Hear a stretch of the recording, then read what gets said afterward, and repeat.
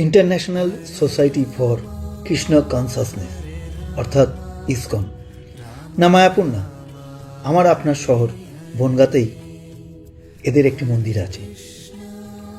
তো চলুন আজকে আমরা সেখান থেকে ঘুরে আসি।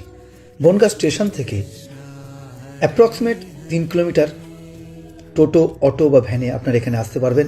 হরিদাসপুর ব্রিজের ঠিক পাশ দিয়ে রাস্তাটি নেমে গেছে মন্দিরের দিকে। ইছামতির শাখা নথি নাওভাঙা ও নয়নভঞ্জন। কালের নিয়মে নয়নভঞ্জন আজকে বিলীন হয়ে গেছে, কিন্তু নাওভাঙার পাশে মন্দিরটি গড়ে উঠেছে।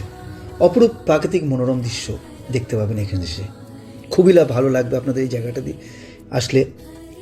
প্রচুর সেবামূলক কাজ এই মন্দির থেকে করা হয়।